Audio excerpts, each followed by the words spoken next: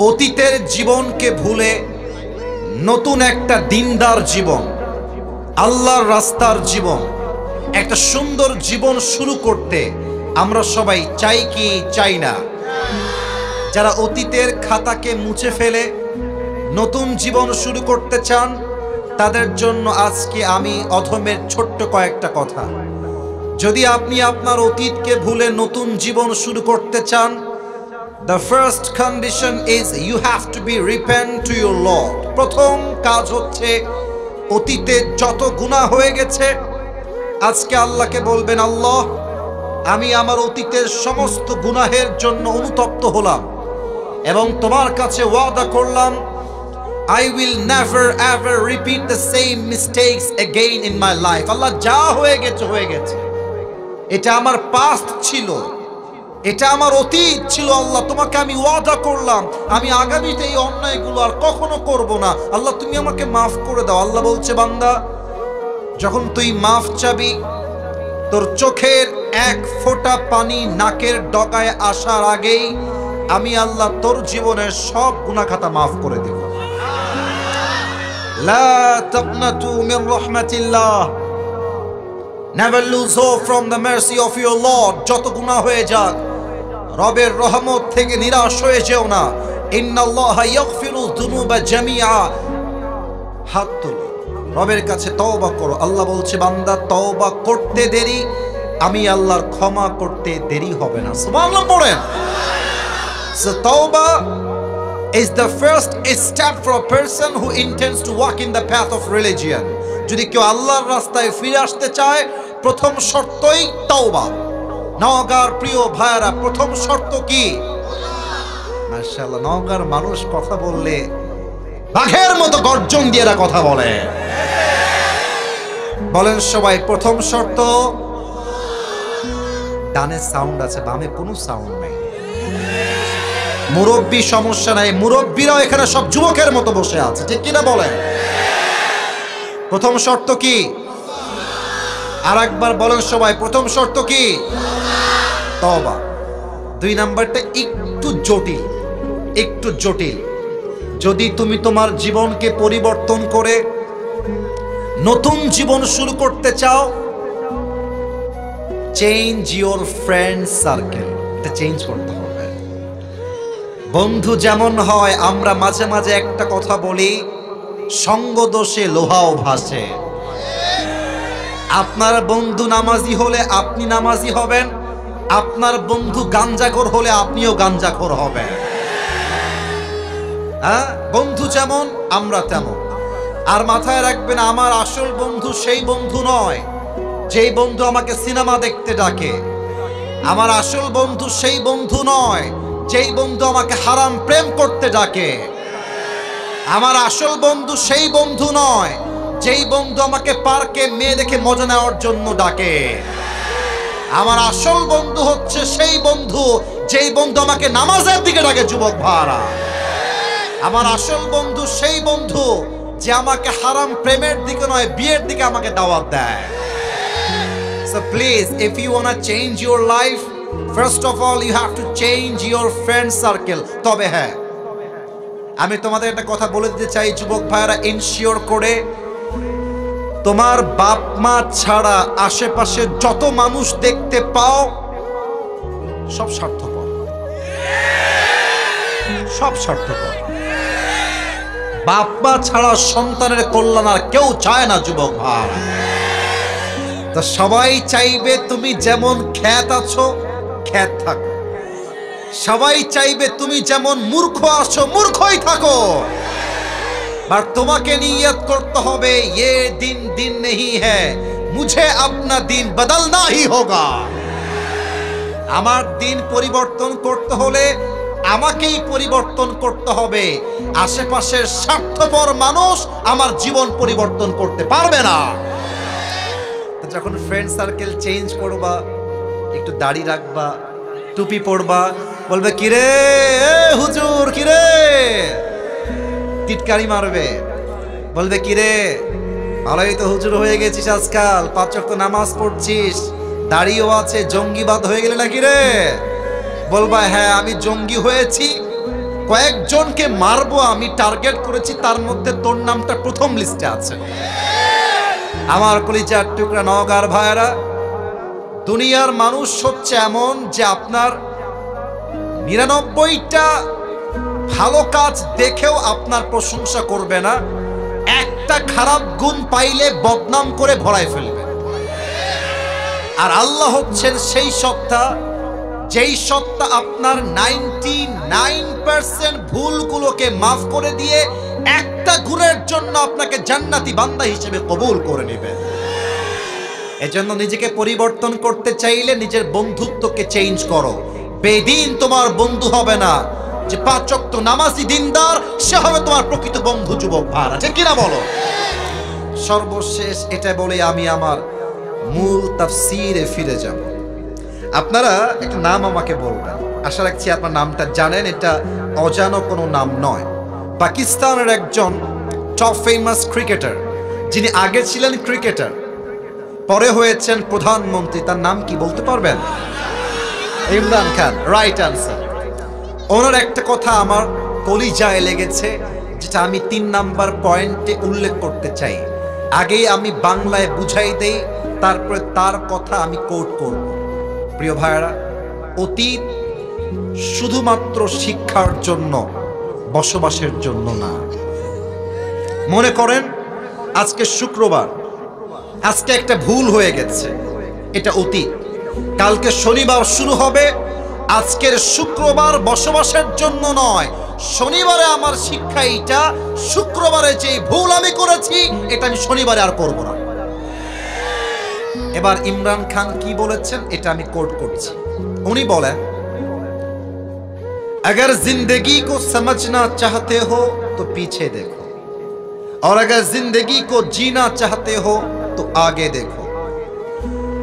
माजी हमेशा सीखने के लिए होता है, जीने के लिए नहीं होता है, और प्रेजेंट हमेशा जीने के लिए होता है, और जो गलती पीछे हो गया उससे सीख के दोबारा जिंदगी को शुरू करने का नाम होता है प्रेजेंट। ठीक कि ना बोले? যা হয়ে গেছে হয়ে গেছে, ভুলে যাও। আগামীকাল সকাল থেকে আমার নতুন জীবন শুরু হবে। কোন মেয়ে ছ্যাঁকা দিয়ে ব্যাখ্যা করেছে ওই সময় বা এখন শিক্ষা হবে, আগামীতে আমি আমার ক্যারিয়ারে এমন সফল হব, যেই মেয়ে আজকে আমাকে বিয়ের নামে ধোকা দিয়ে ছেড়ে চলে গেছে, ওর মতো কয়েক লাখ মেয়ে আমার পেছনে বিয়ের জন্য লাইন ধরে দাঁড়িয়ে যাবে। আল্লাহ আমাদের সবাইকে জীবন পরিবর্তন করার তৌফিক দান করে, পড়েন সবাই আমিন। আসুন আমরা তাফসীরে ফিরে যাই। আজকে বিবাহিত এসেছেন কারা কারা? হাত তোলেন। বিবাহিত, হায় রে, বিবাহিত তো অনেক এসেছে, হাত নামান, হাত নামান। এবার যাদের বউ নাই, কষ্টে আছো শীতকালে, তারা হাত তোলো। ইন্না লিল্লাহ। আপনাদের কারো বউ নাই? আস্তাগফিরুল্লাহ, ইন্না লিল্লাহি ওয়া ইন্না ইলাইহি রাজিউন।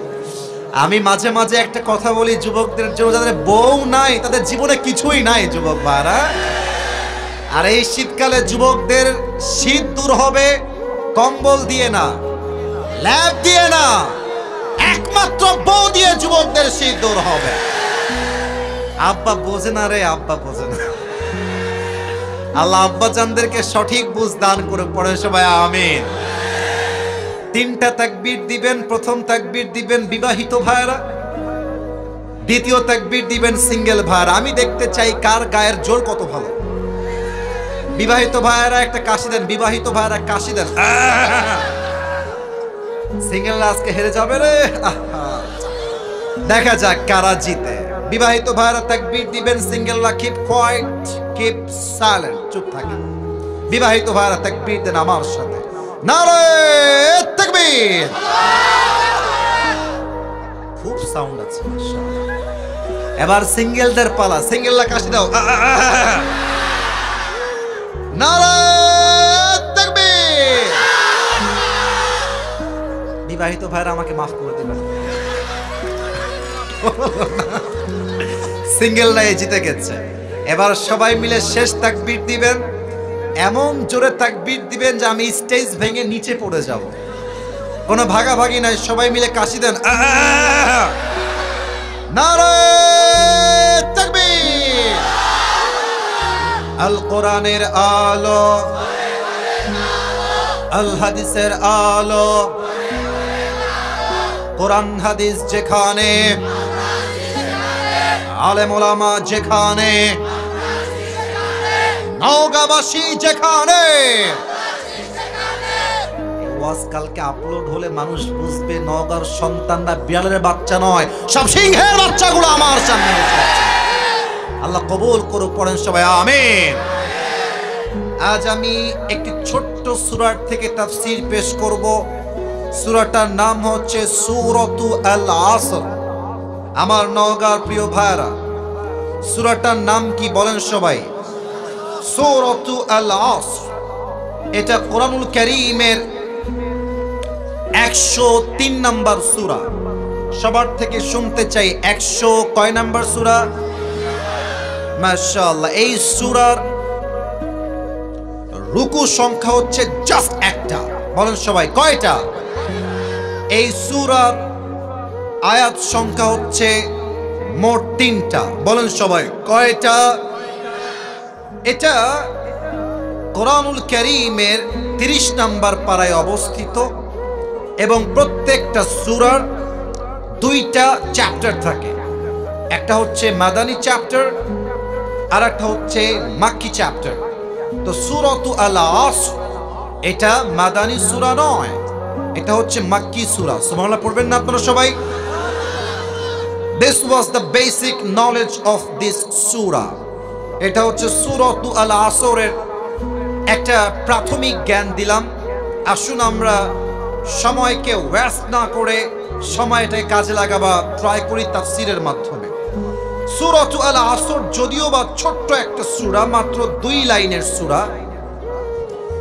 আপনারা হয়তো একটা প্রবাদ বাক্য জানেন সবাই, আমি জাস্ট প্রথমটা বলছি, দ্বিতীয়টা আপনারাই বলবেন। আমরা মাঝে মাঝে বলি ছোট মরিচের, এটাই চাচ্ছিলাম, ছোট মরিচের। অনেক মুরব্বী বলবে হুজুর মাত্র 2 লাইনের সূরা আপনি তাফসীর করবেন। আব্বাজান, এটা হচ্ছে এমন একটা সূরা, এই সূরার ব্যাখ্যা যদি কেউ পড়ে, এর তাফসীর কেউ যদি পড়ে, এর ইন্টারপ্রিটেশন বা এক্সপ্লেনেশন কেউ যদি স্টাডি করে, সেটা অনুভব করবে মনে হবে আল্লাহ তাআলা যেন একটা ছোট্ট একটা ঝিনুকের মধ্যে পুরো একটা আটলান্টিক মহাসাগর ঢুকিয়ে দিয়েছে। সুবহানাল্লাহ। এর ব্যাখ্যা এতটা হাই ভলিউম, এত বিশাল ব্যাখ্যা ছোট্ট একটা এই সূরা। আসুন আমরা সূরার তাফসীর শুরু করি। আল্লাহ তাআলা বলছেন ওয়াল আসর। আসর দ্বারা উদ্দেশ্য হচ্ছে 3টা। আমি খুব বেশি ডান বাম করলাম না, সোজা ব্যাখ্যায় আসলাম। আল আসর দ্বারা উদ্দেশ্য মোট কয়টা? 1, আল্লাহ বলছেন by the passage of time, সময়ের কসম, ইতিহাসের কসম। আচ্ছা, আমরা যখন কোনো বিষয়ে কসম কাটি, আল্লাহর কসম আমি তোমারে ছাড়বো না, আর সেও তারে ছাইড়া দেয় টাকলাকে বিয়ে করে। আজকালকার মানুষ কসম দিয়ে মিথ্যা বলতে সময় নেয় না যুবক ভাইরা, ঠিক কিনা বলেন? এবার বলেন তো, আমরা যখন কসম কাটি কার নামে কাটি? ডানে আসলেই সব স্ট্রং। বলেন সবাই বামের ভাইরা, কার নামে কসম কাটি আমরা? আল্লাহর নামে আমরা কসম করি, কিন্তু আল্লাহ এবার নিজেই কসম করছেন। তার মানে আমরা আল্লাহর নামে কসম করে এটা বুঝাই দেই যে আমি কিন্তু এই কথা মিথ্যা বলবো না, আমি কিন্তু সত্য বলছি। কসম কার? আমার রবের কসম। তাহলে আল্লাহ যখন কোনো জিনিস দিয়ে কসম করবেন, জিনিসটা কি কম দামি হবে না বেশি দামি হবে? বেশি দামি হবে। আল্লাহ বলছে সময়ের কসম। এই পৃথিবীতে সবচাইতে গুরুত্বপূর্ণ হচ্ছে সময়, আর মানুষের কাছে সবচাইতে অবহেলিত বিষয়ের নামও হচ্ছে সময়। নিঃশ্বাস নিলাম, 1 সেকেন্ড শেষ। কথা বলছি, আরো 1 সেকেন্ড শেষ। এক একটা মিনিট পার হচ্ছে, প্রত্যেকটা যুবক মুরব্বী মা বোন এক একটা সেকেন্ড পার হচ্ছে, আমরা কবরের দিকে আরেকটা ধাপ সামনে এগিয়ে যাচ্ছি। আল্লাহ বলছেন সময়ের কসম, 1 নাম্বার আল আসর দ্বারা সময় উদ্দেশ্য। আচ্ছা, 2 নাম্বারটা বোঝাতে হলে আমাকে একটা এক্সাম্পল দিতে হবে। আল আসর মানে হচ্ছে নিংড়ানো, চিপড়ানো। আচ্ছা, লুঙ্গি ধুয়েছেন, লুঙ্গি তো লুঙ্গি আপনি চিপড়াবেন না আপনি? আচ্ছা, এটার উদ্দেশ্য চিপড়ানো কেন? এটা আমার হাতে কি বোতল, বল এটার নাম কি? মনে করেন আমার কাছে এরকম লম্বা লম্বা 2টা আম আছে, 2টা আম। আমি কি চাইলে এই বোতলে আমটা আস্ত ঢুকাইতে পারবো না? যদি আমি চাই যে আমের স্বাদটা আমি নিব, তাহলে আমি আমটাকে ব্লেন্ডার করে, 2টা আমকে ব্লেন্ডার করে আমের যেই নির্যাস আছে, যেই রস আছে, 2টা আমের সব রস আমি একটা বোতলে ভরতে পারবো। তো আল্লাহ বলছে, বান্দা তুই তো পুরো কোরআন পড়বি না, তোর কাছে তো সে সময় নাই, আমি আল্লাহ জানি আগের থেকে। তুই যেন পুরো কোরআন না পড়তে পারলেও ছোট্ট একটা সূরায় তুই পুরো কোরআনটা পেয়ে যাস। একটা সূরা পড়লে যেন পুরো কোরআনটাই পড়া হয়ে যায়। তাই পুরো কোরআনের সমস্ত নির্যাসকে আমি আল্লাহ তাআলা সূরা আল আসরের মধ্যে প্রবেশ করাই দিয়েছি। এটা হচ্ছে সেই কোরআন, এটা হচ্ছে সেই সূরাত আল আসর। 3 নাম্বার উদ্দেশ্য হচ্ছে আল আসর দ্বারা আসরের নামাজের সময়। আপনি খেয়াল করেন ফজর থেকে জোহর লম্বা সময়, জোহর থেকে আসর আরেকটু কম লম্বা সময়, কিন্তু আসর থেকে মাগরিব খুবই কম সময়। আল্লাহ বলছে, এই বান্দা আসরের নামাজের সময়ের কসম, সময় খুবই অল্প। আয় আয় আয়, শুনে যা আমি কি বলি, শুনে যা, সন্ধ্যা হয়ে যাবে, আয়। আসরের কসম। এই হচ্ছে 3টা তাফসীর আমি পেয়েছি। আল্লাহ কি বলছে দেখেন, আল্লাহ বলছেন ইন্নাল ইনসানা লাফি খুসর। এখানে আসছে আল ইনসান, এটা হচ্ছে আলিফ লাম ইস্তিগরাকি। মুসলমান, হিন্দু, বৌদ্ধ, খ্রিস্টান, আল্লাহ বলছেন পুরো পৃথিবীর মানুষ আজকে ক্ষতিগ্রস্তের শামিল। আমি বোঝাবার জন্য জাস্ট একটা এক্সাম্পল দিব। আজকালকার নারীরা অধপতনের এতটা চূড়ান্ত পর্যায়ে গেছে, আজকালকার মেয়েরা বোরকা পরে পর্দার জন্য নয়, হারাম প্রেম করবে, বাপ মার থেকে লুকায় করবে, বোরকাকে তারা হাতিয়ার হিসেবে ইউজ করে। যুবক ভাই, ইন্নাল ইনসানা লাফি খুসর, সব মানুষ হচ্ছে ক্ষতিগ্রস্ত। তো মেয়েরা কেন ক্ষতিগ্রস্ত? নাম্বার 1, মেয়েরা পর্দা করে আল্লাহর জন্য নয়, নিজেকে প্রেম করে বাপের থেকে মায়ের থেকে আড়াল করবার জন্য। ঠিক না বলেন? 2 নাম্বার আরেকটা এক্সাম্পল আমি আমার প্রিয় বোনদের জন্য বলতে চাই। মেয়েরা ক্ষতিগ্রস্ত কেন?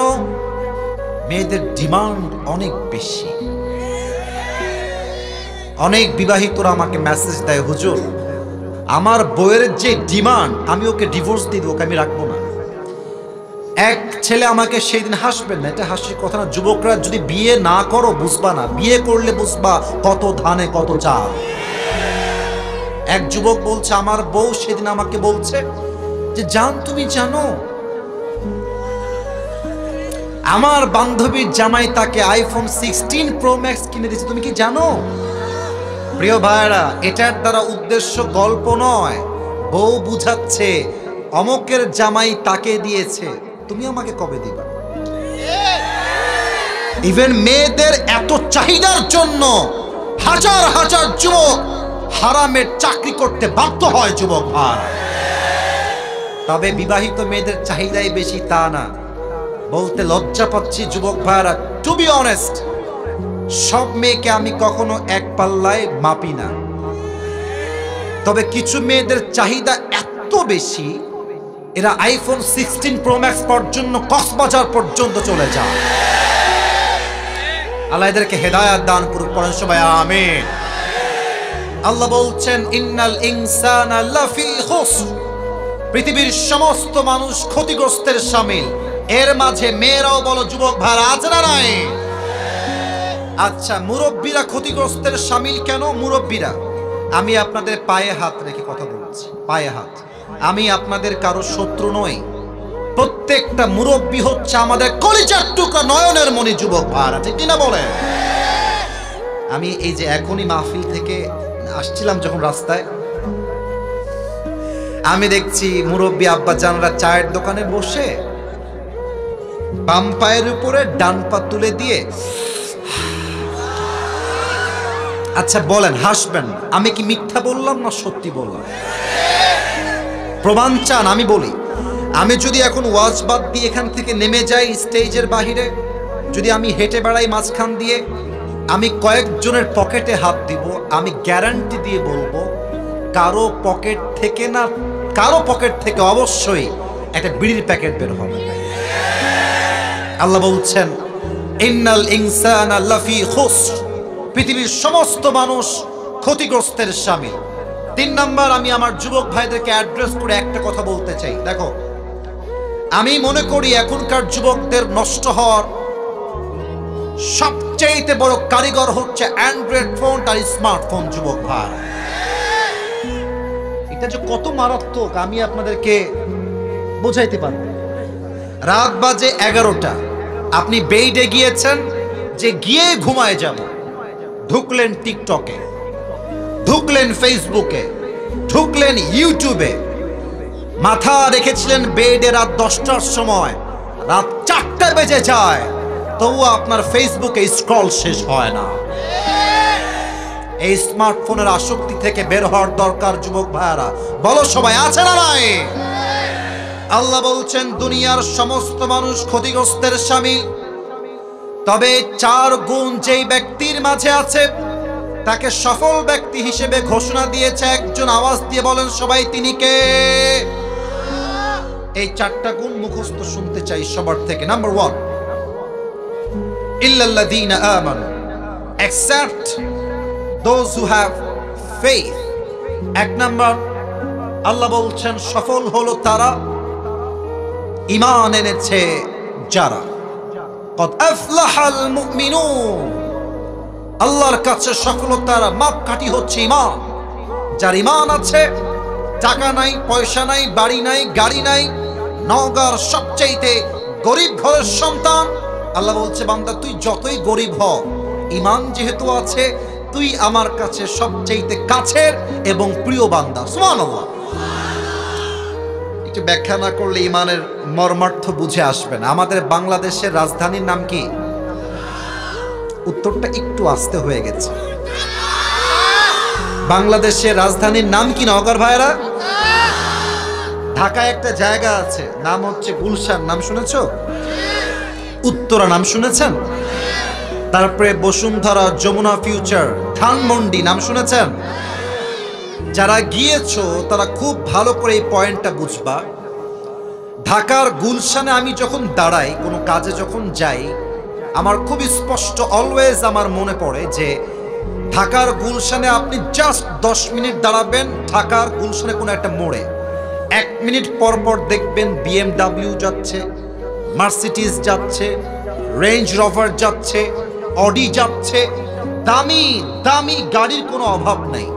এখন আপনি বলতে পারেন হুজুর আমি তো আল্লাহর প্রতি ঈমান এনেছি, তো আমার কাছে তো সাইকেলটাও নাই, আর ও তো সুদ খায়, ওর কাছে BMW আসলো কেমন করে, রোলস রয়েলস আসলো কেমন করে?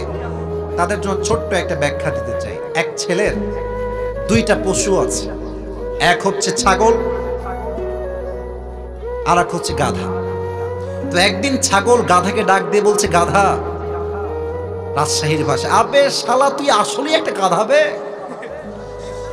গাধাকে বলছে কি, তুই শালা আসলেই একটা গাধা। তো গাধা বলছে, বন্ধু আমি তো গাধাই, সবাই জানে, আমাকে তুমি আবার গাধা বলে গালি দাও কেন? তো ছাগল বলছে, বেটা তুই দেখিস না যে মালিক আমাকে কত ভালোবাসে, বিস্কুট দেয়, পাউরুটি দেয়, খ্যার দেয়, ঘুষি দেয়, আর তোরে পাইলে খালি থাপ্পড় দেয়। তো গাধা বলছে, বন্ধু কথা তুমি ঠিকই বলেছ, মালিক তোমারে বড্ড ভালোবাসে। তো বন্ধু তুমি কি খেয়াল করেছো মালিক কি তোমাকে আগের থেকেই ভালোবাসতো না ইদানিং ভালোবাসে? ছাগল বলছে, বন্ধু তাই তো, মালিক তো আমাকে আগে ভালোবাসতো না, ইদানিং খুব বেশি ভালোবাসে। গাধা বলছে, বন্ধু একবার উপরের দিকে তাকাও, আকাশ দেখো। বলছে কি হয়েছে বলো? বলছে আকাশের দিকে তাকায় দেখো, সামনে কুরবানির চাঁদ উঠেছে, কয়েকদিন পরে তোমার জবাই হবে, তাই তোমাকে জনমের খাওয়া খাওয়াচ্ছে, খেয়ে নাও, সময় কিন্তু বেশি দিন আর বাকি নাই। যদিও বা আমার যত্ন কম, হয়তো আমি শাকসবজি কোনো মতো খেয়ে বেঁচে আছি, বাট আমার সময় সামনে এটা নয়, আমার সময় যেমন আছে চলবে, বাট তোমার সময় কিন্তু বন্ধু বেশি দিন বাকি নাই। অতএব সুদ খায়, ঘুষ খায়, টাকার মালিক, বাড়ির মালিক, ফ্ল্যাটের মালিক, ইমানদার বান্দার হতাশ হওয়ার কিছু নাই। ইমানদারের গন্তব্য দুনিয়া শেষ হবে, জান্নাতে গিয়ে সে পৌঁছে যাবে। আর সুদখোর ঘুষখোর দুনিয়াতে অনেক কিছু পাবে, বাট দুনিয়ার জীবন শেষ হলেই তার জন্য জাহান্নামের ফয়সালা হয়ে যাবে, ঠিক কিনা বলে? এজন্য আল্লাহ বলছেন ইল্লাল্লাযীনা আমানু, আল্লাহর কাছে সফল বান্দা হলো সেই বান্দা যার হৃদয় ঈমান আছে 100 উপরে। তিনি কে? এক নাম্বার। দুই নাম্বার, ওয়া আমিলুস সলিহাত, and those who do good deeds, যারা ভালো আমল করে। এটার ব্যাখ্যা বোঝার জন্য ছোট্ট একটা এক্সাম্পল দেই। মনে করেন আমি আসিফ হুজুর এখান থেকে বের হয়ে গেলাম, বের হয়ে আপনাদের নওগাঁর সদরের সবচেয়ে বড় মডেল মসজিদে গিয়ে 80 রাকাত নামাজ পড়লাম তাহাজ্জুদ। এটা কোনো কমন ফ্যাক্ট না, আমাদের দেশের নেতারাই 80 রাকাত তাহাজ্জুদ পড়ে, কিন্তু তারা এখন বাংলাদেশ না ইন্ডিয়ায় পালিয়ে গিয়েছে। তা আমার কথা হচ্ছে, আপনি যদি এতই তাহাজ্জুদ গুজার হন, আপনার দিল্লি ভাগতে হয় কেন যুবক ভাইরা?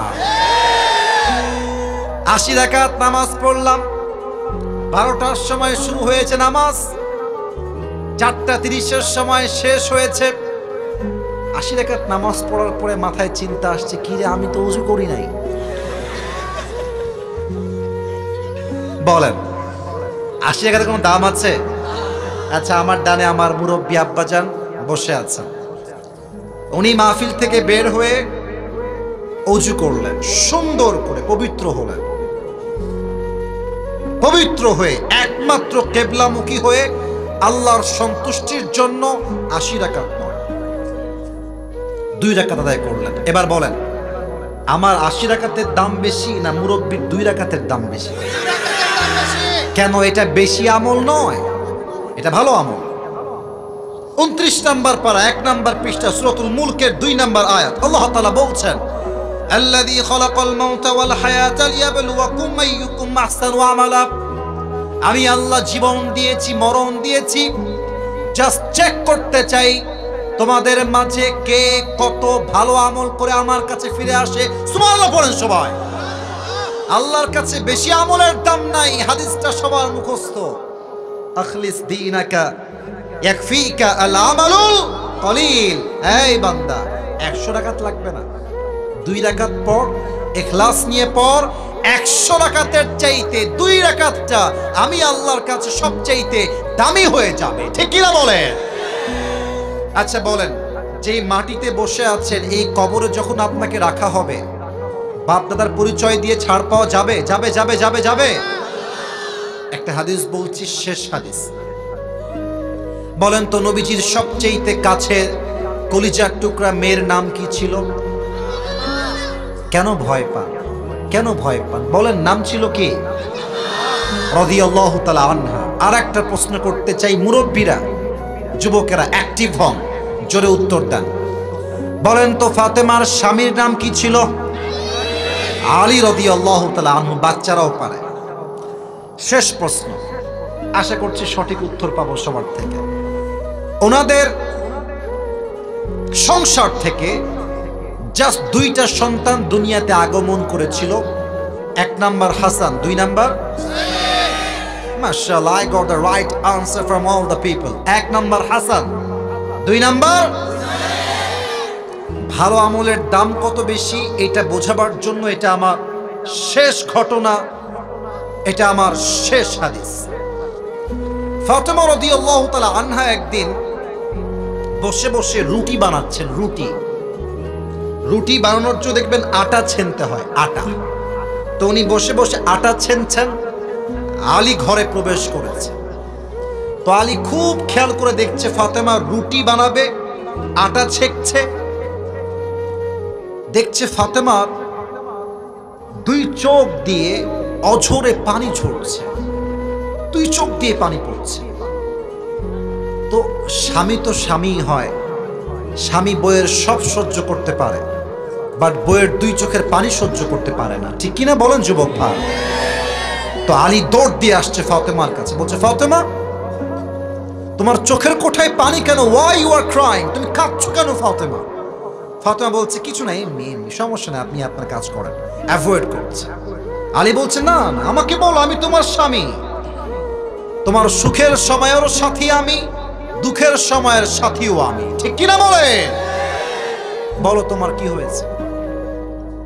ফাতেমা বলছে আলী আজ যখন তাহাজ্জুদের নামাজের সময় ঘুমিয়েছিলাম, আমি আমার ঘুমের মধ্যে স্বপ্নে দেখলাম অন্ধকার রাত, বিশাল লম্বা একটা মাঠ, আমার আব্বাজান মাঠের মধ্যে দাঁড়িয়ে অন্ধকারে কি যেন হাত দিয়ে এমনে এমনে খুঁজতেছেন। আমি গেলাম, আব্বাজান what you are searching for? আপনি কি খুঁজতেছেন আমাকে বলেন। আব্বা আমার দিকে তাকিয়েছে, আরে ফাতেমা তুমি কই থেকে আসলা? আমি তো তোমাকেই খুঁজতেছিলাম। জোরে পড়েন সবাই মিলে সুবহানাল্লাহ। আব্বাজান আমি এখানেই আছি, বলেন কি লাগবে আপনার? এবার আল্লাহর হাবিব ডাক দিয়ে বলছে ফাতেমা তুমি দুনিয়ার জমিনে আর বসবাস করো না, আমি বড্ড একা, তুমি আমার কাছে চলে আসো। এই কথা নবীজি বলেছেন, আর ফাতেমার ঘুমটা সাডেনলি ভেঙে গেছে। উনি ভাবছেন স্বপ্নে আমি কি দেখলাম, এইটা আমার আব্বা আমাকে কবর থেকে ডাকছে, এর ব্যাখ্যা কি? যারা এখানে বসে আছেন স্বপ্নের ব্যাখ্যা শোনেন। যদি আপনাকে আপনার বাবা কবর থেকে ডাকে যে বাবা তুমি আমার কাছে চলে আসো, যদি আপনাকে আপনার মা কবর থেকে ডাকে যে বাবা তুমি আমার কাছে চলে আসো, এই স্বপ্নের ব্যাখ্যা এসেছে আপনার হায়াত বেশি দিন আর বাকি নাই। এটা হচ্ছে স্বপ্নের ব্যাখ্যা। তো আমাদের ব্যাখ্যা ভুল হলে হতেও পারে, বাট নবীজি যাই কবর থেকে ডাকছেন, নবীর ডাকা কি কখনো ভুল হতে পারে? নওগাঁর ভাইরা, হতে পারে না। এটা ফাতেমার স্বপ্ন শুনে আলী বুঝে গিয়েছে যে আমার বউটা হয়তো আর বেশি দিন দুনিয়াতে থাকবে না। এবার আলী নিজেও কান্না শুরু করে দিয়েছে ফাতেমার সাথে। ফাতেমা বলছে আলী থামেন, কাঁদছেন কেন? কুল্লু হাইয়িন মাইয়িত, প্রত্যেকটা জীবিত মানুষকে একদিন মৃত্যুর স্বাদ গ্রহণ করতে হবে, কেউ ভাগতে পারবে না, আমিও পারবো না। আলী থামেন, স্টপ। আলী বলছে ফাতেমা কয়েকদিন আগে আমার কলিজার টুকরার প্রিয় নবী বিদায় নিয়ে চলে গেছে, ওই আঘাতটাই তো আমি সহ্য করতে এখনো পারি নাই। সে আঘাতের যন্ত্রণা এখন আমার বুকে অটল আছে। এর মাঝে যদি আমার কলিজার টুকরা একমাত্র বউ ফাতেমার বিদায় হয়ে যায়, আমি কাকে নিয়ে বাঁচবো? ফাতেমা আমার তো কেউ থাকবে না দুনিয়াতে বেঁচে থাকার মতো। ফাতেমা বলছে থামেন, স্থির হন, টেনশন করবেন না। তবে আমি আপনাকে আমার মৃত্যুর পূর্বে 3টা ওসিয়ত করে যেতে চাই। নওগাঁর ভাইরা, লুক অ্যাট মাই 3 ফিঙ্গার্স, 3 আঙ্গুল দেখেন, বলেন সবাই কয়টা ওসিয়ত? নওগাঁর সাউন্ড তো এরকম হয় না, বলেন সবাই কয়টা? 1 নাম্বার ওসিয়ত, আলী মন দিয়ে শুনবা।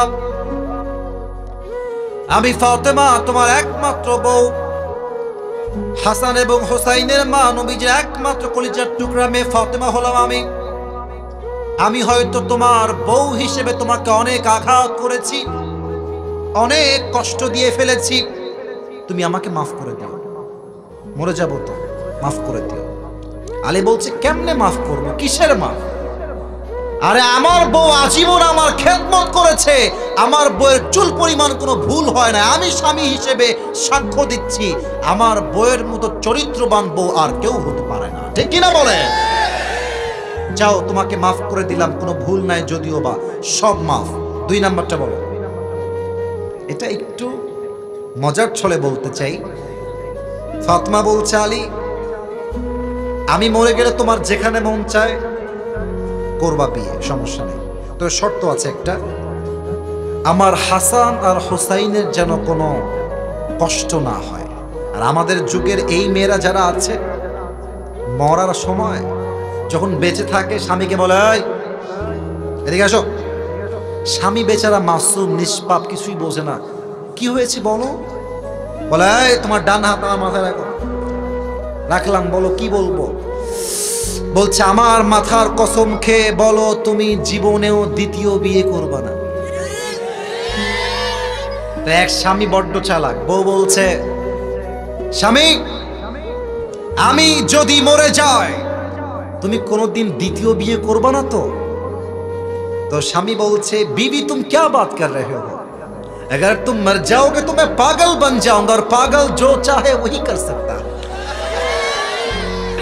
বলছে বউ তুমি কি বললা, তুমি মরে গেলে আমি পাগল হয়ে যাব, আর পাগল যা মন চাই তাই করতে পারে। ঠিক কিনা বলে? তার মানে মাঝে মাঝে প্রশ্ন যেমন হয় উত্তর তেমন হওয়ার দরকার আছে। ঠিক কিনা? তালি বলছে ঠিক আছে, আমি যদি কখনো বিয়ে করি এমন কোন মেয়েকে বিয়ে করব যেই মেয়ে তোমার হাসান আর হোসাইনকে আগলে রাখবে নিজের সন্তানের মতো। ঠিক আছে যাও, ডান। 3 নাম্বারটা বলো, লাস্ট এন্ড ফাইনাল। ফাতেমা বলছে আলী আমার মৃত্যুর পরে আমার জানাজার ইমাম হবেন আপনি, আর মুসল্লি হবে হাসান আর Hossain, and nobody is allowed to come there, কেউ সেখানে আর আসতে পারবে না। আলী বলছে ফাতেমা তোমার প্রথম ওসিয়ত মানতে রাজি আছি, দ্বিতীয় ওসিয়ত মানতেও রাজি আছি, 3 নাম্বারটা আমার দ্বারা হবে না, আমাকে মাফ করে দাও। এটা পারবো না। নবীজির একমাত্র কলিজার টুকরা মেয়ে ফাতেমা দুনিয়ার থেকে বিদায় নিবে, আর সাহাবা একরাম জানাজে অংশগ্রহণ করবে না, এটা আমি আলীর দ্বারা বরদাস্ত হবে না। ফাতেমা আমাকে তুমি মাফ করে দাও, এটা আমার দ্বারা সম্ভব না। আমার বোনেরা যারা এসেছেন, বোনেরা কলিজার মায়েরা, বোনেরা মেহেরবানি করে আপনারা এই মুহূর্তে কানটা খাড়া করা, মনোযোগ দিয়ে শোনেন। ফাতেমা বলছে আলী আমি ওসিয়তটা কেন করছি, ট্রাই টু আন্ডারস্ট্যান্ড প্লিজ, একটু বোঝার চেষ্টা করো। আমি ফাতেমা আমার জীবনে নবীর আদেশ অনুযায়ী এমন ভাবে পর্দা মেইনটেইন করেছি, এই মদিনার মক্কার আরবের কোন যুবক বলতে পারবে না ফাতেমা কি কালো না ফর্সা, ফাতেমা কি মোটা না চিকন, ফাতেমা কি হাইটে লম্বা না গুঠু। আমার পর্দা এতটা সেফটির সাথে ছিল, মদিনার কোন যুবক আমার দেহের একটা চামড়ার অঙ্গ পর্যন্ত দেখতে পারে না। তুমি যদি আমাকে জানাজার সময় সবাইকে নিয়ে আসো, মানুষ বুঝে ফেলবে আমি হয়তো চিকন ছিলাম, আমি হয়তো মোটা ছিলাম, আমি হয়তো লম্বা ছিলাম, আমার পর্দার মান নষ্ট হয়ে যাবে গো। তুমি কাউকে ডাকতে যেও না, তুমিই থেকো, আর হাসান আর হোসাইন থাকলেই এনাফ, এটাই এনাফ। আলী বলছে ঠিক আছে, বউ যেহেতু বলেছে পুরুষ মানুষ সব ফেলতে পারে, বউয়ের কথা ফেলতে পারে না, তো বলছে ঠিক আছে যাও, রাজি হলো। আলী বের হয়ে গেলেন, এসেই শুনলেন ফাতেমা শেষ, দুনিয়ার থেকে বিদায় নিয়ে চলে গেছে। লম্বা কথা, লম্বা হাদিস, অত ব্যাখ্যায় যাব না। বলেন তো লাশের যে খাটিয়া, খাটিয়া 3 পা থাকে না 4 পা থাকে? রাইট আনসার, জোরে বলেন 3 পা না 4 পা? সামনের ডান দিকে ধরেছে আলী প্রথম খাটিয়া, পেছনের 2টা, একটা ধরেছে হাসান আর একটা ধরেছে হুসাইন, একটা পা খালি। মর্মান্তিক হাদিস। আলী যখন হাঁটছে আর ভাবছে একটা মাত্র নবীজির মেয়ে, যার দ্বারা নবীর বংশ বিস্তার হয়েছে, জান্নাতের সমস্ত নারীদের সর্দারিনী ফাতেমা রাদিয়াল্লাহু তাআলা আনহার লাশ যাচ্ছে, বাট তার খাটিয়ার একটা পা ধরবে। কেউ কি দুনিয়াতে নেই? কাউকে যে ডাকবে, ডাকতেও পারছে না, ডাকলেই তো ওসিয়ত ভেঙে যাবে। মনটা খারাপ, সামনের দিকে হাঁটছে। হঠাৎ করে দেখছে দূর থেকে এক সাহাবী, ইসমুহু আবু যর গিফারি রাদিয়াল্লাহু তাআলা আনহু, দৌড় দিয়ে আসছে আলীর দিকে। আলী দেখে ভয় পেয়ে গেছে। আরে যদি এসে বলে, এই আলী, এটা কার লাশ? এটা কি ফাতেমার লাশ? আমি যদি ওসিয়ত রাখতে বলি যে না না, এটা ফাতেমার লাশ নয়, এটা অন্য কারো লাশ, মুসলমান সব বলতে পারে, জবান দিয়ে মিথ্যা বলতে পারে না। আর যদি বলি ফাতেমার লাশ, তবে তো আমার স্ত্রী 3 নাম্বার যে ওসিয়তটা ছিল, একমাত্র 3 জন থাকবে, আর কেউ অ্যালাউড না, ওসিয়ত তো ভেঙে যাবে। কি উত্তর দিব? আলী টেনশনে চেহারা লাল হয়ে গেছে। আবু যর গিফারি দৌড় দিয়ে এসে খাটিয়া বাম পা ধরেছে আর বলছে, আলী, এত চিন্তা করো না, টেনশন নাই, কিছুই ভাঙে নাই, আমাকে আল্লাহ তোমার কাছে পাঠিয়ে দিয়েছে। ধরো খাটিয়ার কাঁধ ধরো। 4 জন মিলে গিয়ে লাশটাকে কবরের পাশে রেখেছে। যখন লাশটা কবরে নামাবে, আবু যর গিফারি ভাবছে মনে মনে, কার লাশ নামাবো আজকে কবরে? মন বলছে এটা সাধারণ কোন নারীর লাশ নয়, এটা নবীজির একমাত্র কলিজার টুকরা মেয়ে ফাতেমার লাশ, সাইয়্যিদাতু নিসাই আহলিল জান্নাহ। এটা এমন একজন নারীর লাশ, যেই নারী হবে জান্নাতের সমস্ত নারীদের নেতা, সর্দারিনী। এটা এমন একটা মেয়ের লাশ, যেই মেয়ে হচ্ছে আমাদের যেই যুবকদের নেতা, আল হাসান ওয়াল হুসাইন সাইয়্যিদা শাবাবি আহলিল জান্নাহ, জান্নাতের সমস্ত যুবকদের সর্দার হাসান এবং হুসাইনের মায়ের লাশ। এটা কোনো সাধারণ লাশ নয়। বুকটা গৌরবে ফুলে গিয়েছে।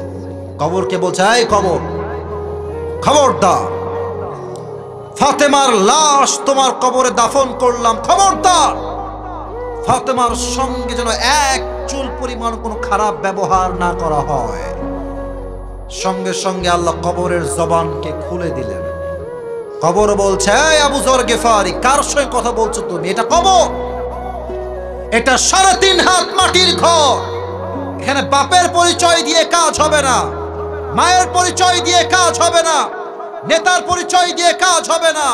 এই কবর তার সঙ্গেই ভালো ব্যবহার করবে যার কাছে আছে ভালো আমল। আস্তে ঠিক বললেন কেন? জোরে বলেন, কথা ঠিক আছে কিনা বলে। আল্লাহ বলছেন, ওয়া আমিলুস সলিহাত, যারা ভালো আমল করবে। 3 নাম্বার, ওয়া তাওয়াসাউ বিল হক, যারা হকের পথে দাওয়াত দিবে। 4 নাম্বার, ওয়া তাওয়াসাউ বিস সবর, যারা সুখে দুঃখে সবর করবে। এক সত্তার উপরে আওয়াজ দিয়ে বলেন সবাই, তিনি কে? আমার তো মনে হয় ডান থেকে নিয়ে এই পুরো মাহফিলে যারা আমরা এসেছি, আমার মনে হয় আমরা সবাই মধ্যবিত্ত পরিবারের সন্তান। তোমরা যারা আমাকে চেনো, আমার ওয়াজে আমি একবার বলেছিলাম, মধ্যবিত্ত পরিবারের সন্তান মানেই এক একটা ব্র্যান্ড। যুবক ভাইরা, সাইকেল দিবেন চলবে, বাইক দিবেন চলবে, কার দিবেন চলবে, বলবেন হেঁটে আসো তাও আমার চলবে। ভাত দিবেন, ডাউল দিবেন চলবে, ভাত দিবেন, ভর্তা দিবেন চলবে, ভাত দিবেন আর কিছুই দিবেন না, 1 গ্লাস পানি আর একটা মরিচ দিবেন, পান্তা ভাত হলেও আমার চলবে, কারণ আমি মধ্যবিত্ত পরিবারের সন্তান। অতএব যারা মধ্যবিত্ত পরিবারের সন্তান হয়েও ধৈর্যের পরিচয় দিবে, আল্লাহ বলছেন, ইন্নামা ইউওয়াফাস সাবিরুনা আজরাহুম বিগাইরি হিসাব। কিয়ামতের দিন আল্লাহ তাদেরকে বিনা হিসাবে জান্নাত দিয়ে। পড়েন সবাই সুবহানাল্লাহ। আল্লাহ সবাইকে 4টা আমল অনুযায়ী জীবন চালাবার তৌফিক দান করুক। পড়েন সবাই আমিন।